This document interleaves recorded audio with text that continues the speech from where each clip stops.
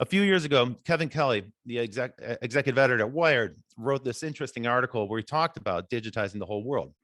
And what Kevin Kelly wrote is that whoever dominates this grand third platform will become among the wealthiest and most powerful people and companies in history. Who were the most powerful corporations in history? Weren't they companies like Apple and Amazon and Google? The answer is no. As a matter of fact, there were much more powerful companies in the past.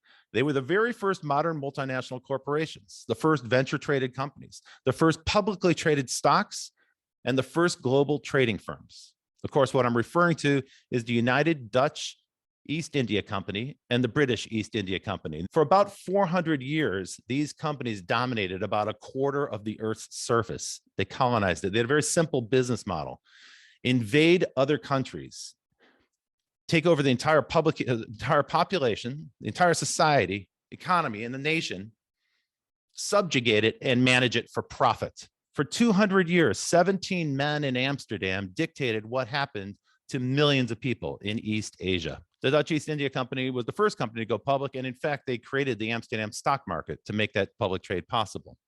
The Dutch East India Company issued its own currency. It had its own navy and its own army. At one point in 1737, at the peak, they were estimated to be worth more than all of the tech stocks in the world today. Now, see, what remains after colonization and even after the decolonization process is coloniality, which is a thought process. And we have coloniality baked into our legal system, our economy, our power structure, and it's also baked into our mentality. You're not allowed to conduct free trade between one metaverse and another. That's exactly how a colony was ruled. Everything you buy in an online game today has to come from the company store. What's missing is a Bill of Rights. What's missing is a declaration of the rights of man and women and the citizen. Those don't exist. What we get in digital worlds instead are contracts of adhesion.